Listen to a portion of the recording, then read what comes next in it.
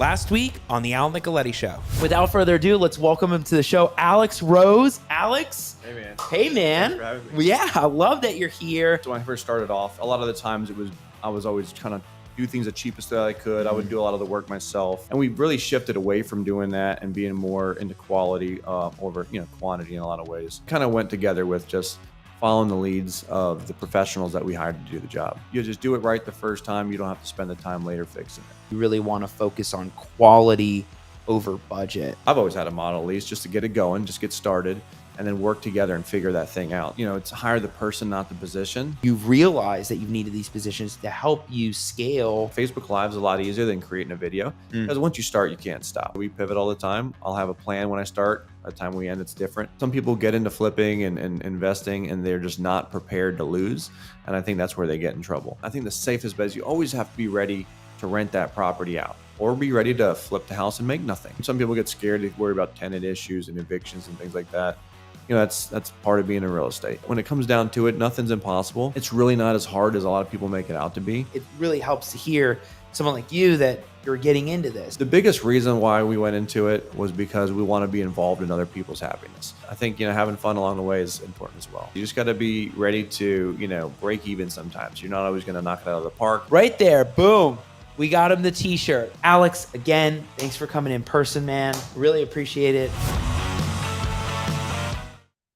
One thing I always learn from the recaps is I need to speak in front of that mic a lot better. I don't know what happened with the microphone, but Alex was a great guest. And if you missed any of that last week, you got to catch that episode. What Alex has been working on in the last couple of years on fix and flips has been unbelievable. He's posted videos that you can go find on his Facebook page.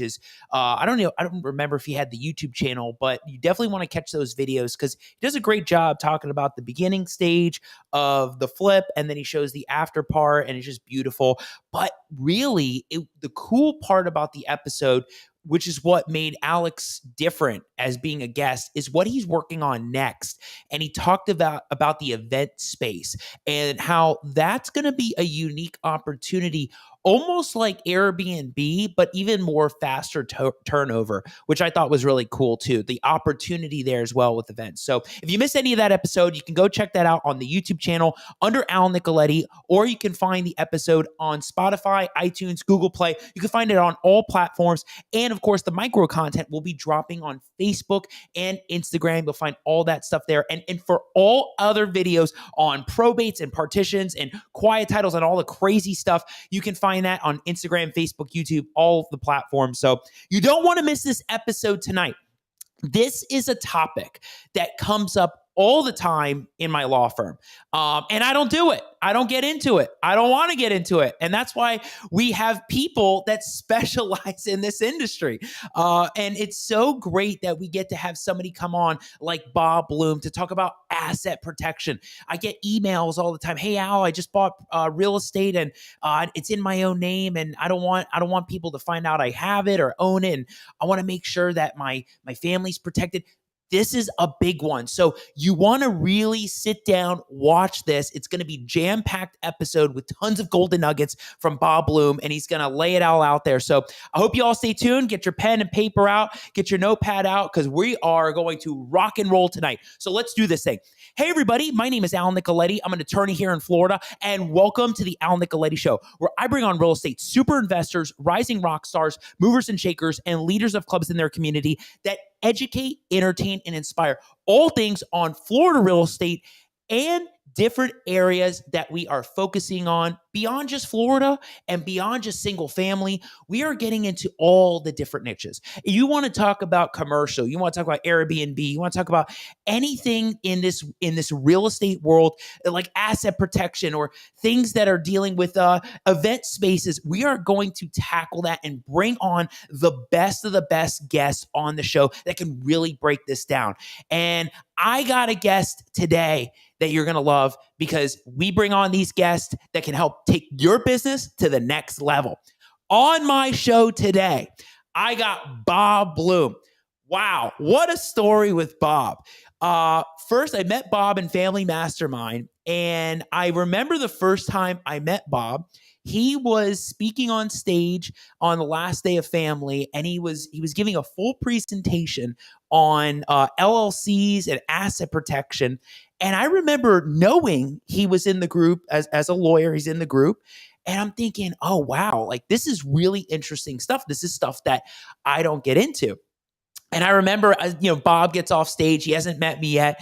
And I'm thinking, I gotta go meet Bob. So I meet Bob and I'm like, hey, Bob, I'm Al Nicoletti. I'm an attorney. He goes, hey, I'm Bob. I'm an attorney. I do this stuff. And from there, boom, it hit off. We really clicked. And ever since, I love talking to Bob. I love this guy. He's got always tons of different things and different situations in all the asset protection world. But it's always so good to bounce things off Bob and back and forth. And we get to have one-on-ones and talk about this stuff and his knowledge. All the stuff that Bob's been through for many years in this law industry is unbelievable. And on the show today, we are going to cover, surprise, asset protection. We are going to absolutely cover that. And we're going to cover things when it comes to LLCs and land trusts and, what is the right move there? What's the best investment when you're doing these things and when do you take care of it? And some of the other things that are pretty nichey when it comes to LLCs that people have heard about, people wonder about, but then we get into some legal terminology like piercing the corporate veil and, what about limited liability, all these words, but what does it really mean? And that's where we have professionals and experts like Bob, an attorney out there that can help break this down. So we are going to get into so much about this stuff in a jam-packed episode. I can't wait to introduce you. So without further ado, let's welcome him to the show, Bob Bluhm. Bob, you're the man. What's happening? Hi, Al. Good to see you. Good to be with you tonight. I know, 9:00. Well, 8 where you are, but 9:00 on a Wednesday. We had our whole day of law and clients, and now we're doing what we love best, right? We love doing all the socials. We love being in front of people and talking about it. And I love what you do, which is educate. So I'm so happy you get to be on and do this thing. Likewise, same here. Bob, tell everybody, I always ask this loaded question. I realized that I don't want to break it up into 3 parts like I normally do. Give everybody your background, where you've been, how you even got to this point. Wow. Long story, but I'll make it short. I started out in law as a trial lawyer, and I was suing people for a living. It looked fun. It looked exciting. You get to persuade the jury and all. And I was representing companies and suing companies and people and et cetera, et cetera. I got one particular case assigned to me, and it was a case where I was defending a big company who had done something wrong. They had fired some guys because of their age, and that's age discrimination. Can't do that. So the guys who got fired were suing my client, the company. And they had a fantastic case. They had the facts on their side. They had the law on their side. Everything was on their side. They should have won all kinds of money, but their lawyer made a mistake in trial. And I capitalized on that mistake, and we ended up winning the case. Now, normally, you know what it's like when you win a case. I mean, you're celebrating. It's another notch in the gun belt, and yet this time, it was different because I was devastated, because even though we had won, as I left the courtroom, I saw these guys huddled with their families. Their wives were crying. These guys were at wit's end. The wives were saying, we're going to lose our houses. I mean, we're never going to get another job at this salary level. What are we going to do? I mean, these guys were, not going to get rehired at their age. And, it was wrong. I mean, we should not have won. That was not truth, justice, in the American way, but we won. And, I just said at that point, I'm not going to do this anymore. I didn't go into law to hurt people. I went into law to help people.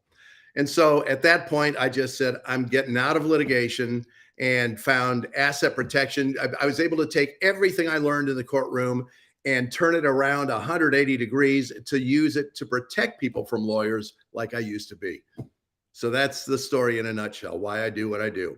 And it's crazy because you transition from that and getting into the asset protection world, which is you're not really getting into trial stuff. I mean, unless people are suing each other over trying to get into the assets, or as a lot of people don't know, the lawsuit phase is just part one. Oh, The yeah. collection phase is part two, and that's where all the peeling away comes back at what do you have, what do you own. A lot of people don't realize that. They think lawsuit, oh, now I got the judgment, we win, and it's like, now what, right? So Mhm. what was your journey into that, into really niching into the asset protection world, like getting into the LLCs with real estates and land trust and focusing on that? Right. Well, I realized that with a courtroom background of many, many years, that I had a unique understanding of asset protection because, first of all, I know what works in the courtroom, what doesn't work. I saw structures in the courtroom that held up. I saw structures that fell flat and gave no protection whatsoever. And so I had a running start getting into asset protection. And it was great because I can use that courtroom knowledge to say, you know what, that isn't going to work. Let's just not go down that way. Let's go this other way and use these other tools. And here's how you're going to use the tools. It's not just having the tools, it's how you use them that will make all the difference in the world. Right. Yeah, you need to learn the application of them, and when the right time to use them will be, because you don't want to just use all these things. A lot of people will get into deals and stuff. Oh, we need to do this right away. It's like, well, do you have to? What's the right thing to do? So let's really dive into that, Bob, because I Mhm. think that the topic is fascinating. Asset protection. First of all, what even is asset protection? Well, it has three parts to it. It's trying to cover all the different ways you can lose your money, have someone take money away from you. And the first is lawsuit protection. You don't want to get involved in a lawsuit. You want to stay out of the legal system. And so we have basically three levels that we operate on to keep to keep your assets protected from liability. Second area is to minimize your taxes, because the government can take money from you. And if you're not taking advantage of all the deductions you're legally entitled to, you're giving your money away. And so we structure you in such a way that you can pay the bare minimum in taxes. And then I should say the bare legal minimum in taxes. And then the third area is estate planning. And not so much estate taxes, because the exemption amounts are very, very high at this point. Most people are never going to have to pay estate taxes, but most people will go through probate if they don't know what to do and how to protect their family from probate. And so that involves trusts, living trusts, other types of trusts as well. So those are the three areas: lawsuit protection, tax minimization, and estate planning involving trusts. Yeah, because you're talking about there's different mechanisms to, I mean, talk about probate on a whole other level, but you're Mhm. talking about there's so many there's a few different mechanisms that you can get into to avoid that situation. Because what happens, a lot of people will buy property and they'll buy it in their own name, Oh, yeah. right? And so what happens when they die? We got to do probate, right? But you have these mechanisms out there, like you're talking about, the trust, the LLCs, the maybe a life estate deed or some kind of mechanism to prevent that's out there. And in that world that you're in, that's that asset protection world, protecting that asset from things that may come, maybe like a creditor, or want to protect people that are going to have that asset that come later, right? Yeah, that's right. And I think what you're talking about is the fact that we don't want to just react to whatever's going on at the moment. We want to look ahead and say, let's plan for what is going to happen here, what is very likely to happen, and anticipate those things and protect from them. Right. Yeah, absolutely. Though you want to have that in place right away. So, Right. thinking about it. So, what are some of those risks that people face when they put the property in their name and they don't put it in the LLC, they don't put it in the land trust, they don't put it in all these things? What are some of those risks in their personal name, whether it's the primary residence or even more properties? Well, the bottom line is, if the property is in a personal name, that individual has potentially unlimited personal liability. Stop and think what that means. Unlimited personal liability. That means in the wrong situation, you could lose everything you own. That is why you don't take that kind of risk and own property in your name. Now, having said that, I should give a few qualifiers, and that's the occupational hazard of being a lawyer, because there are always exceptions to whatever you say. All right. So in Florida, nobody can take your home. There's a great homestead exemption in Florida. Same with Texas. Same with a couple of other states. But in most states, they can take your home. There are a few other assets that are considered exempt, such as IRAs and 401ks, which they cannot take, and a judgment creditor cannot take in a lawsuit, but virtually any other asset. So if somebody has a habit, unfortunately, of owning rental properties in their name, they own 5, 10, 15, 20, 30 properties in their name. They've never structured them in an asset protection structure. One thing goes wrong, they could lose every single property. And I've had people tell me horror stories just like that. Wow. Yeah. And when you're telling me that, my first mentor, Dennis Haber, I went to go work for Dennis in Miami. And I remember being in some of the meetings and Dennis coming out and talking about it, one-on-one with me about, like, a lot of people don't do this. They don't think about, the risks. And if, again, there's two parts to the lawsuit. First is the suit, and second is the collection phase. And the second part of the collection, they're going to start looking for what you own, what properties you have, some of the assets that you have, so that they can levy that. They can garnish the bank accounts or try to force that sale of that house to collect the money. And people are not realizing, well, wait a second, you got to have that kind of stuff in place. And those are the risks. They can come after everything that you have. And Absolutely. You know, you bet they can. And for that reason, we structure people in a way that we can keep them out of litigation to the greatest extent possible. So for instance, we can structure people for anonymity. And if you're able to conduct your financial affairs in privacy, it's a whole lot better than kind of advertising the fact that you own a lot of rental properties. Why? Well, because for opportunistic lawsuits, this is where you're being set up, basically. You didn't do anything wrong, but somebody sees you have money and they're going to stage a slip and fall. Any number of things can happen. Any number of scenarios. You don't want to be the big target. You want to look like you're broke. So we want you to be rich, but look broke when a plaintiff's lawyer starts looking closely at you. In other words, we can structure you in such a way that, Al, if you own 50 properties and someone did an asset search on Al Nicoletti, it would come up 0. Al doesn't own any properties. And so a plaintiff's lawyer working on a contingency fee is going to really quick figure out that 50% of 0 is still 0 and there's nothing in it for me. So why would I bother going after this guy? So that's the first stage. We want to structure you in a way that it makes it look like you don't have anything.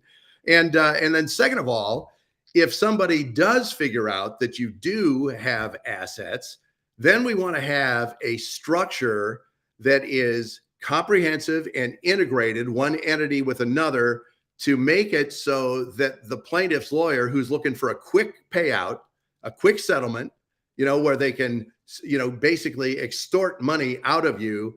We want this structure to be complex enough that they are going to look at it and say, this is going to take too much time. It's going to be too much effort. We're not going to go there. We're just not going to enter into this suit with this guy. He's too well protected. And so there are ways you can actually ward off lawsuits if we do the right kind of planning to keep you out of the U.S. legal system. We want to make sure you never even get there. But if you do get there, then we've had you structured in such a way that any judgment is going to be minimized if there's a judgment at all. And then a lot of people think, well, wait a second, but I did the LLC, I did the land trust, and now they're coming after me, or not me, but the LLC, or they're coming after something. But wait a second, Bob, wasn't I creditor proof? Is this creditor proof? What are your thoughts there? Well, it depends. That's a great lawyer answer, isn't it? But yeah, absolutely. So often I have clients come and they say, well, Bob, I've already got an LLC. And I'll say, okay, Where'd you get it? They'll say, well, I went to that, online platform thing, and just filled out some forms. And I said, okay. Did you read the operating agreement? Well, I don't have an operating agreement. What do you mean? That's a legally binding document, by the way, that you need to have. So, when we set up an LLC, we meet with the client. We actually go through a series of 10 questions, all of which make a very, very big difference as to whether that LLC is going to be customized for them and their business, and whether it's going to actually hold up when push comes to shove. And so, we go through these 10 questions, and people who go to an online service just skip those 10 questions, and they end up just pushing buttons and, making stuff up without having considered what are the consequences. Is there a better way to do this? What are the alternatives to having a single member LLC? Or should I be setting up in this particular state? Or should I have, how many members should there be, and who should be the members? And then who's going to manage the LLC? Should it be the members or the managers? And how is the LLC taxed? LLCs could be taxed one of 4 different ways. What's the best way for your particular business? Do you have an operating agreement? Do you have a capital account ledger? Do you have a membership registry? Do you have the minutes of the organizational meeting, which is critically important? Do you have membership certificates? Do you have resolutions? Most of the time, the answer is no. What about your distribution clause? This is where you have to give out money. And if the distribution clause is wrong, the creditor can take your money. Whereas if the distribution clause is drafted the right way, you keep your money. Mm-hmm. Makes all the difference in the world. So, are you going to be the statutory or registered agent?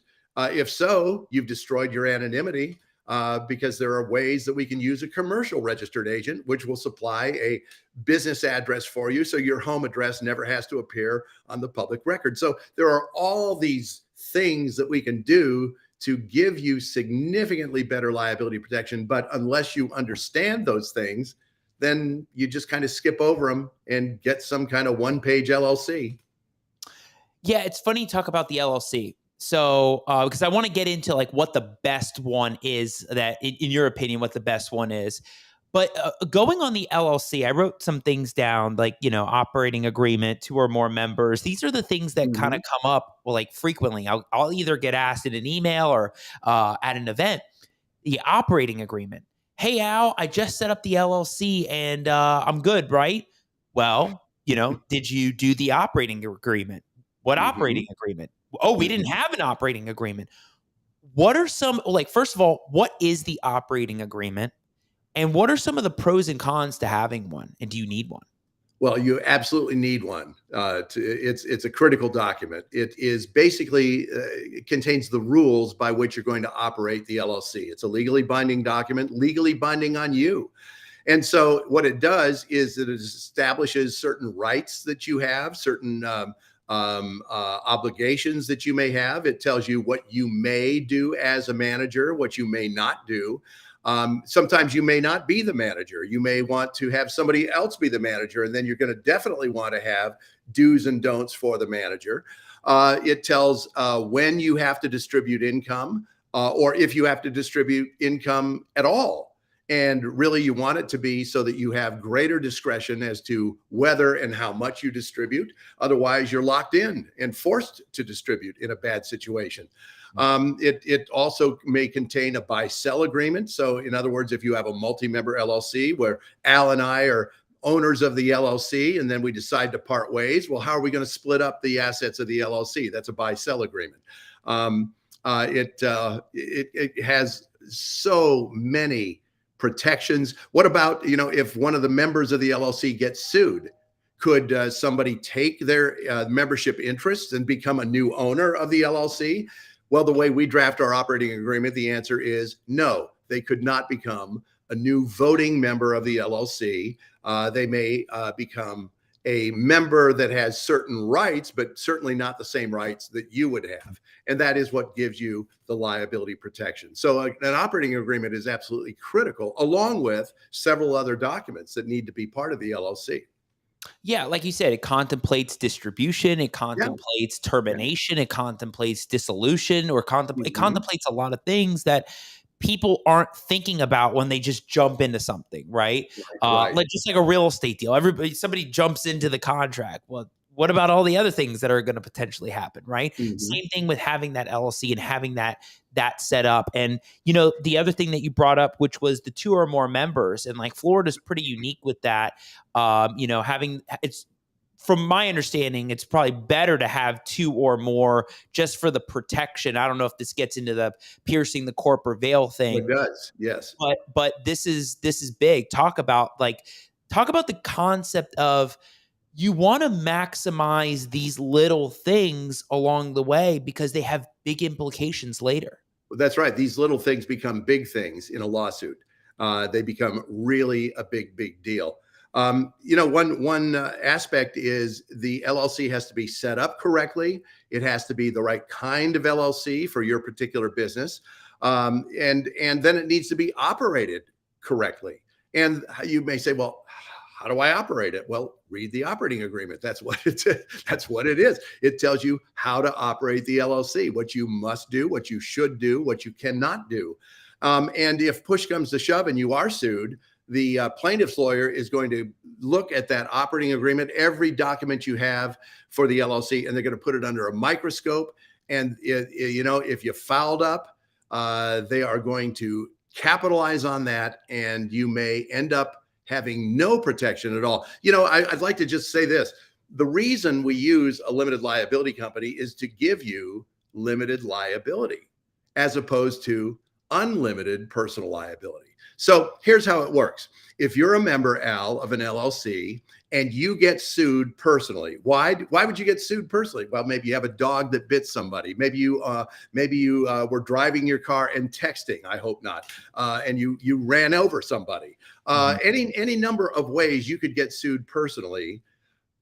As a member of an LLC, the law says the winner of the lawsuit cannot take any assets in the LLC. They're protected. So while your personal assets may be seized, like your bank account or your stocks or your precious metals or other assets could be seized, the business assets in the LLC, the rental properties, are protected. That's good. Now, the other way an LLC gives you limited liability is in what is called an inside lawsuit. And that is where the harm occurs inside the LLC. So the classic example is a slip and fall. Somebody is injured on your property and you had a duty to prevent that injury. You get sued. Well, no. The owner of the property gets sued, which is the limited liability company. And now the winner of the lawsuit could take all of the assets in the LLC potentially.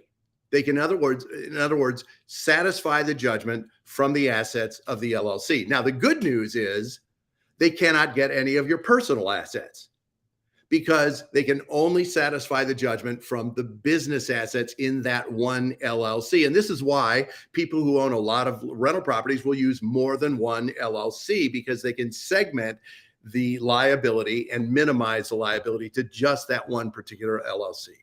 And it's also why some people use personal guarantees, because they want to make sure that, because that knife cuts both ways. I mean, you go on one side, you're protected from the other, but when you start having these other mechanisms in there, I'm just thinking personal guarantee, this is the way that they try to get you personally as well. So, Bob, great stuff. I mean, this is huge to bring up. What about the concept of having a different LLC for each property? So, for example, your first rental property is XYZ LLC. The next one is ABC LLC. The next one is Maple Street LLC. Is there any benefits to doing a different name LLC, wholly different corporation name on each property or each asset? Well, there could be. And let me put it this way. It depends on the property. If, for instance, you're talking about a 50 doors in an apartment building, yeah, you darn well better have a separate LLC, or 100 doors or 150 doors. Yeah, a separate LLC for each one of those very valuable multi-million-dollar properties. On the other hand, if you're buying a little 2-bedroom, 1-bath house and putting 20% down, or even at a VA loan, 5% down or something like that, and you're going to have minimal equity in the property and minimal cash flow, then it's not economical to set up an LLC just for that one little property. If that's the kind of property you're buying, you could group several of those low equity, low value properties into one LLC. So the key is this. It's not a form. Well, it is a formula, so to speak, but it's not a hard and fast rule that there must be one LLC per property. It depends. Once again, what is the amount of cash flow from that property? How much of your total cash flow is represented by that LLC? Should you minimize, in other words, the liability in that LLC, or can you, it's not that big a deal depending upon how much other cash flow you have or how much other wealth you may have. So if, for example, somebody with a $10 million net worth and they have $500,000 worth of equity in one LLC, that's different from somebody with $500,000 net worth and they have, a $400,000 of equity in one LLC. Big difference. So what I do with a client is we go over those factors, and then ultimately it's a subjective decision for the client. How much risk are you willing to take? It depends on what, are you 65 or are you 25? If you're 25, you can take more risk. If you're 65, you probably don't want to take as much risk. Yeah, right. I get it. Yeah, you want to make sure you do a deep analysis for each situation to see whether it benefits you on both ends, right? On the risk side. Right. Are all LLCs the same though? Oh boy, not at all. They are very, very different. I've identified at least 24 different types of LLCs. There are LLC, they can differ by the state of filing, and that's because some states have very strong liability protection laws like Florida does. Other states are incredibly weak, like New York and Illinois and California, very, very weak laws where the LLC gives you virtually no protection whatsoever. And then other states are in between. There are differences in how is the LLC taxed. It could be taxed as an S Corp, a C Corp, a sole proprietorship, or a partnership. And some of those are appropriate for certain types of assets and certain types of income. Others are not. It could be different based on the ownership, the membership, in other words, the management. It could be, there are so many different variables. So there are 24 different types of LLCs. And by the way, the most recent one, the newest one, was just created in July of 2021 in Wyoming. It's called a DAO, a DAO. And it's specifically designed for crypto. And so it is a brand new type of LLC that had never existed before. So new types of LLCs are being created all the time. I'm sure a lot of the crypto people are trying to use that now. Oh, yeah.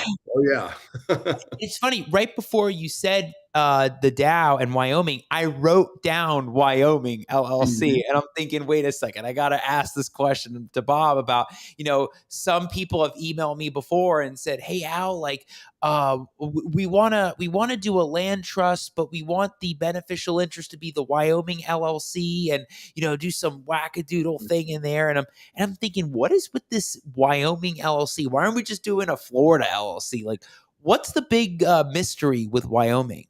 Well, first of all, Florida and Wyoming are two very, very strong states. They're in the top tier, A+ grade in terms of strong laws giving you liability protection. All right. So there's no difference there. However, Wyoming does have some differences. And one is Wyoming gives you anonymity, whereas Florida does not. Florida requires the name of the manager. And if you are the manager, you got to put your name there. And that kind of lets the cat out of the bag. Wyoming doesn't ask for the name of the manager or the members. So you can just have an LLC. No one can connect it to you. Furthermore, Wyoming has a statute. This is statutory law, which is far better than common law. And that is stating that single member LLCs are just as protective in Wyoming as a multi-member LLC, while Florida is flipped. Single member LLCs are weaker as a general rule in Florida than a multi-member LLC. It's easier for the veil to be pierced. So Wyoming has some advantages. In fact, it's probably the best state in the country for forming an LLC in many respects. But then again, having said that, I don't want someone to think, well, then I've got to set up a Wyoming LLC. Why not? Well, because you may be doing business in Florida. Then it would be inappropriate to have a Wyoming LLC. Right. There's that concept too about registering in the state that you're going to be doing business in, not just, trying to pick any LLC. Yeah. A lot of people talk about it like, so loosely about I'm going to get this one and that one, but you've got to make sure the purpose for why you're getting it is why you're using it in that state. That's exactly right. I've heard Nevada. Is Nevada another one, or am I thinking of something else? Nevada used to be the best state. But Nevada got a little bit full of itself and is now extremely expensive. And they had major reforms in Nevada law. It used to be you could get anonymity in Nevada, but now Nevada requires full disclosure. Who are the members? What is the member's address? Who are the managers? It's full disclosure in Nevada. And, I can speculate because maybe that was because the mob was setting up LLCs in Nevada. I don't know. But now they want to know and they're trying to clean it all up. So Nevada is very expensive in which to file. Wyoming, by contrast, is very inexpensive, very landlord friendly, very business friendly. It's a great environment in which to do business. Yeah, and that's the slide that you had up when you were speaking that I thought was the coolest thing. I'm a nerd when it comes to those charts and things in our real estate worlds. Like I'll put up the probate stats all the time. Like you put up that stat about what are the best states for the asset protection. I just remember green, and then there was like a whole line that was red, and I'm thinking, wow, like a lot of people don't know this kind of stuff. And I could just imagine the Bob Bluhm landing page of LLCs and that chart just comes up, which is just crazy. But yeah, we talked so much about the LLC, and one other or actually two other things that comes up. I can't remember if we talked about it one-on-one about SunBiz and how a lot of people get mistaken about the different ways that you can either protect yourself or hide yourself off SunBiz.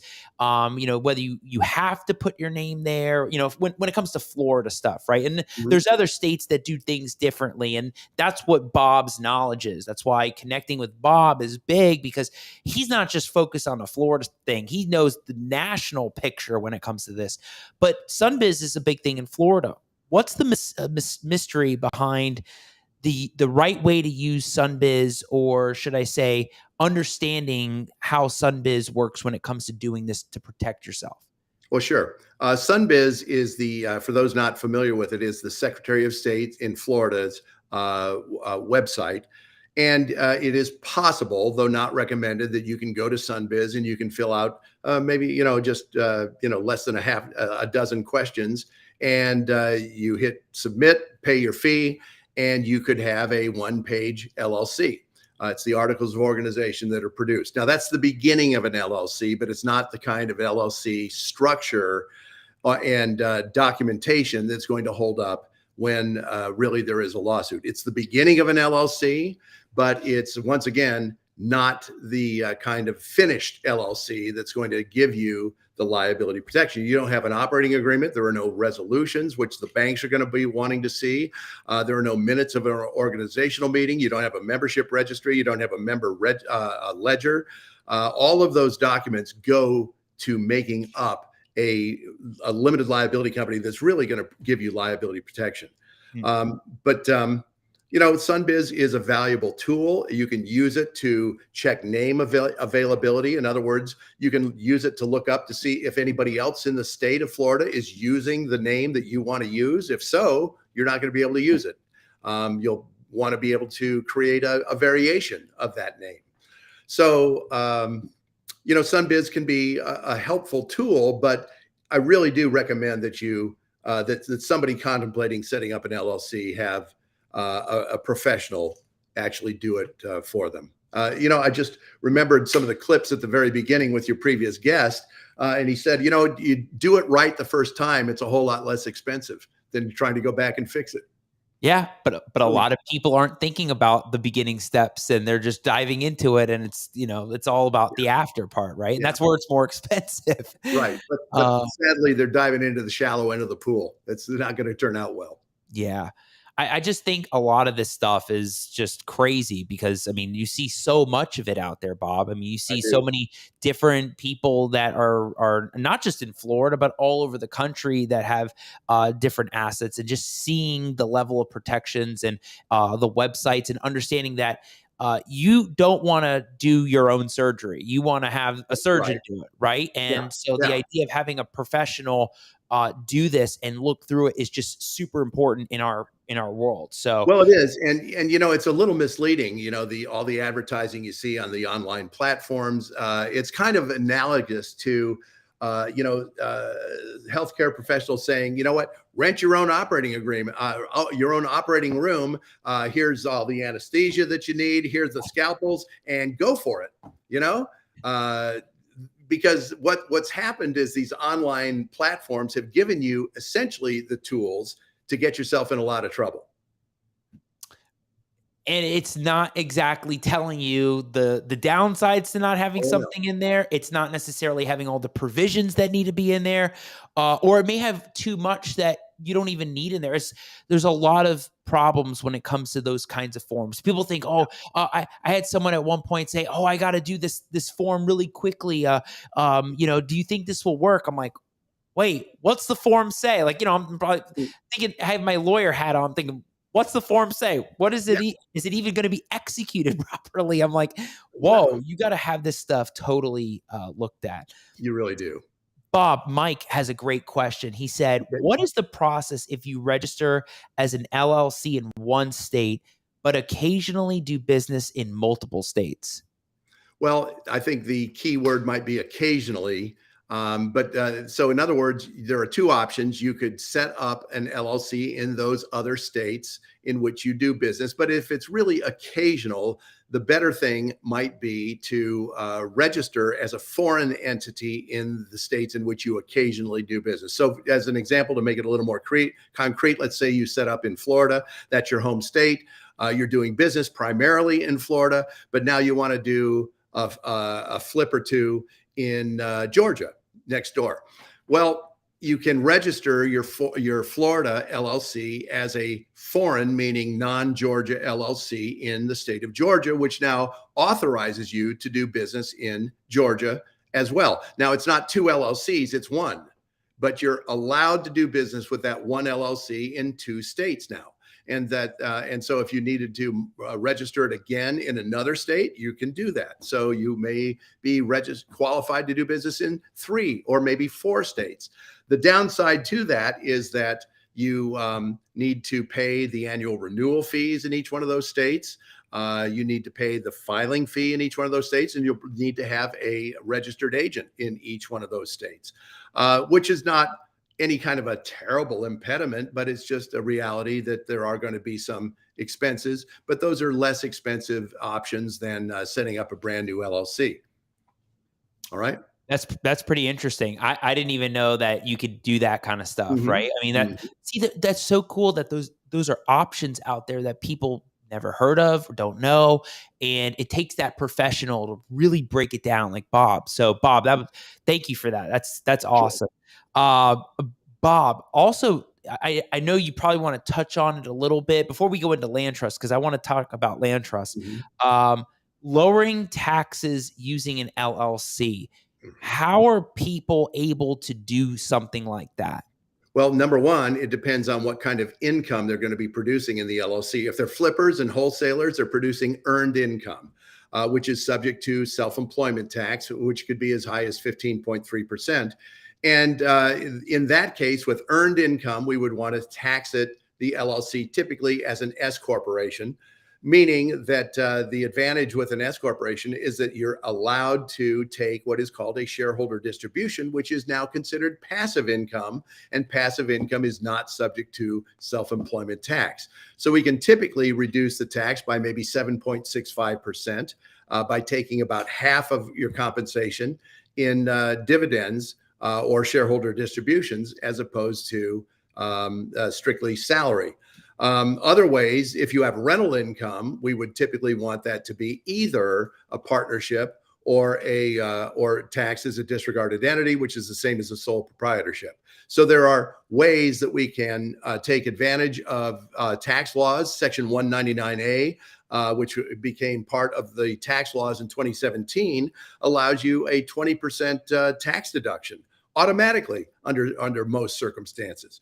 So if you made $100,000 and we would have to be taxed on $100,000, now you're only going to be taxed on $80,000 automatically by setting up the right type of entity, which would be a pass-through entity as opposed to a non-pass-through entity. So lots of different ways we can structure you in order to take advantage of certain tax deductions, which come with that tax election or this tax election. And so we need to understand what kind of business do you have. Right. And a lot of people want to capitalize on that, because when you're doing so much investment, or you're making a lot of money through that LLC, you want to make sure you're not having such a high burden on the tax bill, right? Right. Because that could be really high quickly. And of course, you get your write-offs through the business. So there's just different benefits that you can get when it comes to the LLC stuff. So you want to, if you're interested in stuff like that, definitely we'll make sure Bob's stuff is constantly going on the screen. You got to connect with him because he's been doing this for many years. So it's really cool to hear this. Right. Bob, let's talk about it, because land trust can get really deep. So we won't go super deep. We won't go into the depths, the abyss. But let's talk about it on a base level, where a lot of people they're split when they get into investment properties. They're thinking, do I do an LLC, or do I put the property and title it in a land trust? We won't talk about revocable trust, because that's probably a whole other rabbit hole we can go down, but we'll stick to the asset protection world too, which is the land trust part. One, talk about the land trust, and two, break down its paths, right? Like the different players and the different things that come with it that's different than the LLC. A land trust is one of thousands of types of trusts, and the difference is between that and other types of trusts is it's specifically designed to own land, oftentimes called a realty trust. And the three players in a land trust are the grantor, also called a settlor. That's the person who was the original owner of the property and now is transferring the ownership into the trust. The second player is a trustee. That's the person who operates the trust, if you will, is in charge of the trust. And then the third player is a beneficiary, and that's the person who benefits from the trust. That's the person who receives the rents and effectively can control the trust itself by controlling the trustee. The trustee is the official actor, but the real power behind the throne, so to speak, is the beneficiary. All right. So everything is done for the benefit of the beneficiary.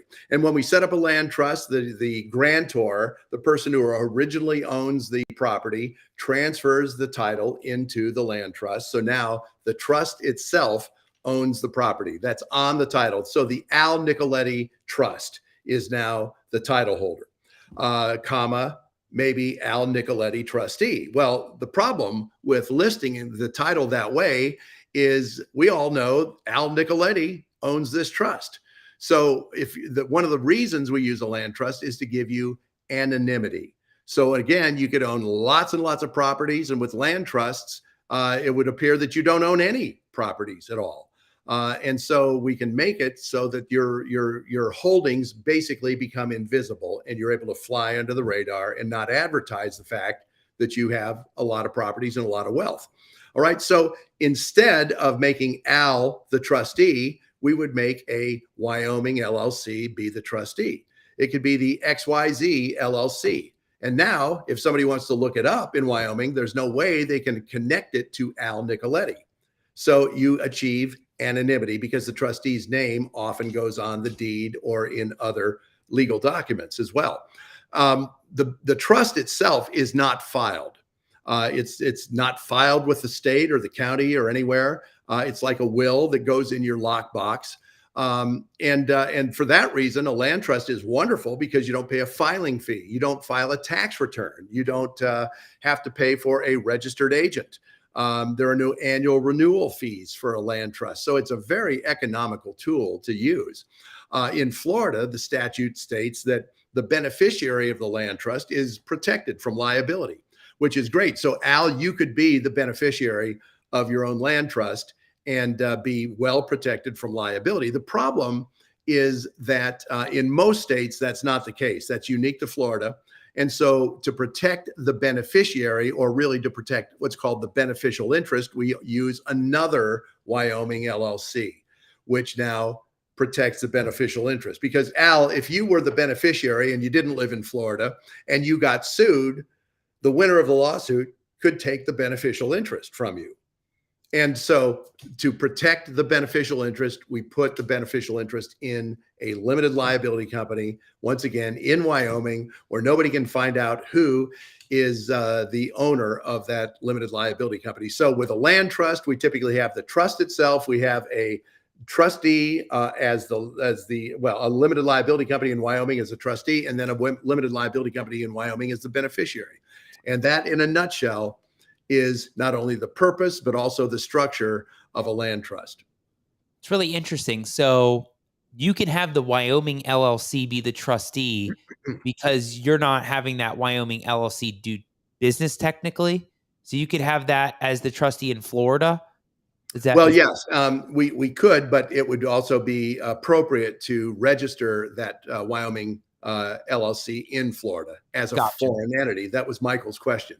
Gotcha. So that's going to happen there as the trustee, and then you're going to have a beneficial interest as the Wyoming LLC as the beneficial interest. So you're protected on both ends. Right. Correct.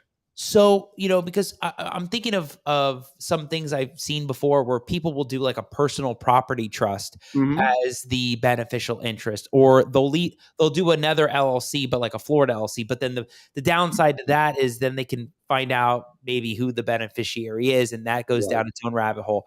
Right. Why do people like doing the land trusts more than like an LLC? Like why aren't more doing the land trusts? Well, keep in mind that when we do a land trust, we integrate it with LLCs to get the liability protection, because the trust itself does not give liability protection. If you only have a trust and you get sued, they can still take personal assets in the trust. So in and of itself, the trust is not a lawsuit protection entity. For that reason, but it is a good anonymity type of entity. And so for that reason, we integrate these limited liability companies, not only to give you anonymity, but also to give you the liability protection. So when they're combined with one another, then you've got the best of all worlds. Anonymity versus liability. It's really the difference between the two. And that breaks it down between why some people want to do it and some people don't. I mean, there's different ways to use it. There's different applications to each one that you want to have, and you just want to analyze what that is. And I think it's interesting that the trustee can be an LLC. I've gotten that question a lot. Who do we put as the trustee? Because that's really the title owner. When you search somebody, that's who they're saying that's who's on titles. That is that trustee, not the beneficiary. And like you said, you don't record the trust and do all that kind of stuff. So, it's great to hear all of these things that you're talking about, Bob. And Bob, ultimately, I don't think I ever asked this question. What's the best one? What's the best tool for protecting real estate of all? Well, the tool that has become the favorite go-to tool is a limited liability company, for the very reason of its name. It gives you limited liability. Notice that it doesn't say zero liability. It doesn't. I mean, nothing is perfect. We don't live in a perfect world. And so we need to structure things in a way that anticipates that we have limited liability, but not perfect lawsuit protection. There's no perfect lawsuit protection. So what we want to do is use more than one limited liability company to minimize and limit the liability. And we do that with different structures, different holding companies, different single member LLCs. And so we use a variety of different tools to achieve that limited liability. Awesome. Bob, Yeah. I think that there's probably, we could go on for probably 2 Oh, yeah. hours talking about a lot of this stuff. Mhm. And I think that there's just so much to cover, but what you covered in this one episode really answered some of these questions that come up frequently Mhm. and things that I've seen. Probably people that ask you at presentations and speeches on, what's the best thing for this and that. And there's probably so many other little roads that you can go down. Tell people, where can they find you, Bob, when it comes to setting up the business entities and things in real estate, or maybe it's not just real estate, but just setting up all this stuff. Where can they find you? What does the company that you have offer for people out there? Sure. Our company is Asset Defense Team LLC, and you can find us at info@assetdefenseteam.com. And there, if you'd like to talk with us, you could fill out a very, very short form and submit it to the website, and we'll get back in touch with you and set up a short conference call. And then we can begin to talk about what your needs are, what your concerns are, and see if we're able to help you. And if we can, we'll let you know. And if we can't, we'll let you know that too. Love it. And we keep putting Bob's stuff over there, the email, the phone number, Mhm. anybody that's got, these needs and these questions. Because here's what happens, Bob. Well, once the show's over, it goes out on YouTube, goes out on all the channels. And what's happening is somebody's just typing in like, asset protection or LLC, LLC versus land trust. And all of a sudden, this comes up, right? So Mhm. it's so important that people that are either listening on the road or watching this, if you need this kind of service, need this kind of advice and guiding, Bob's he's all over the country. He's not just Florida, he's all over the country. So definitely want to get connected with him. Bob, I think there's so much that you've dropped, so much golden nuggets. I think Mike's probably on his 4th page writing notes right now, and the micro is going to be like crazy. The last week on the Al Nicoletti Show for the season 3 finale is just going to be mind blowing with Bob Bluhm all over. So, Bob, as I do with all my guests on the Al Nicoletti Show, I do a final words, final thoughts at the end of the show. Anything from, what you've seen, where you see things going, maybe some of the red flags or tips and tricks, any final words of advice when it comes to asset protection. So final words, final thoughts, Bob Bluhm. Well, in terms of what we see coming, a new law was passed this year authorizing 87,000 new IRS agents coming our way. If you've never been audited, plan on getting audited. So what we want to do is make sure that we minimize your risk of audit by setting you up correctly. The last thing in the world you want is an IRS agent poking around your business affairs, because I can guarantee everybody's made mistakes. And we want to make sure that you can stay on the right side of that. You want to have good books, good records, document everything. And keep yourself well protected. What else is coming is more and more liability, more and more lawsuits. So we have contingency fee lawyers graduating every day. It's big business. And you want to make sure that if you're setting up an LLC, don't waste your money on a halfway job. Make sure that it's an LLC that's going to hold up and give you limited liability protection instead of folding once you get into court, which it will do if it's not a real LLC. You want to run your business in a business-like manner. That means you want to have an EIN for the LLC. That's a tax identification number. You want to have a bank account for every entity you have. You want to have books. You want to have P&Ls.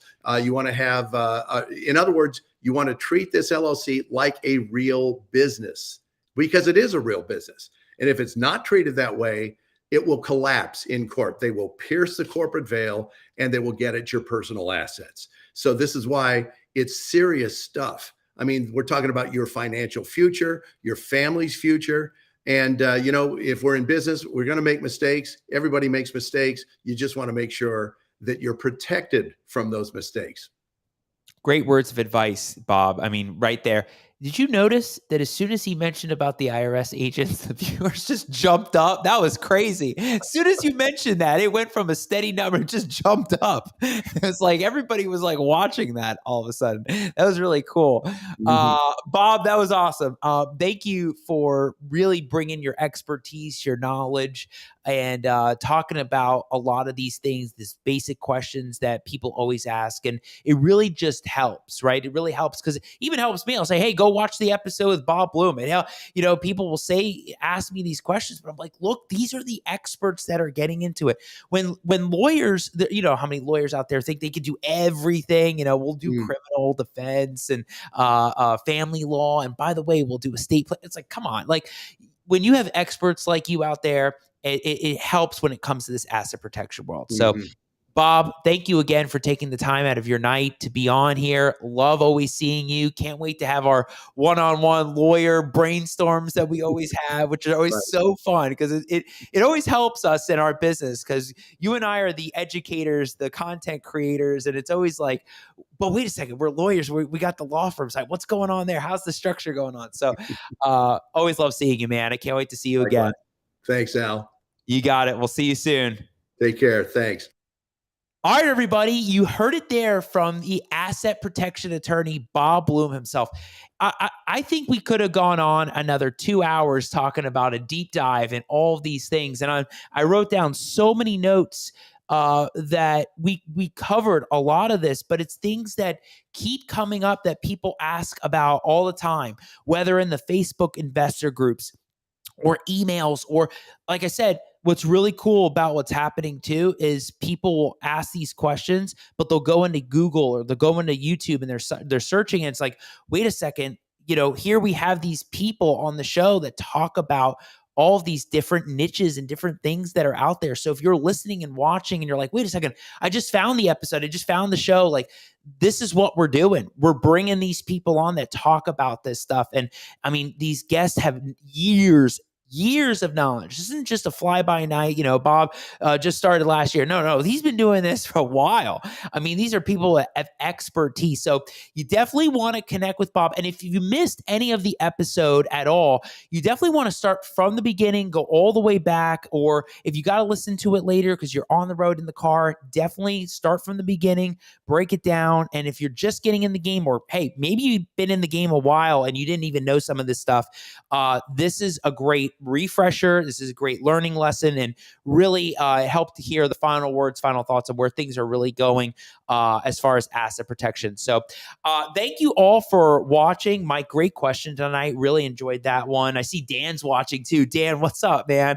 And Robert Rodriguez is always dropping the fire and the gems. We always love that, man. Thanks for always watching. And for everybody out there that's staying tuned and people that jumped on right at the end, thank you for staying on. Next week, we are going to have the final season 3 finale. Actually, no. That's the week after. Next week is David Olds. We'll tell you, we did a full episode in studio that you don't want to miss because David talked about a lot of things: wholesale, closings, disposition, his whole background. And you don't want to miss the episode because we had a blast the whole time. So you definitely want to stick around for that. And David's episode's next week. And the season finale is after Thanksgiving on November 30th. And you don't want to miss that one either with Max Jimenez. It was, I didn't plan for this, but it was crazy because Max is known as the closer. And so it's really poetic that the end, the season finale is the closer. So that's going to be fun. So you don't want to miss these 2 amazing episodes of David Olds next week and Max Jimenez the week after. You want to stay tuned, stay around. So again, love it. Thank you everybody for watching, everybody that's out there that's still on. And you can find all the content on YouTube, Instagram, Facebook, Spotify, iTunes, Google Play. I can keep going on and on, Twitch, and all those other platforms that are out there. We'll see you all next week. Don't miss the episode with David. See you all next week, Wednesday night, 9 p.m. Have a great night, everybody. Take care.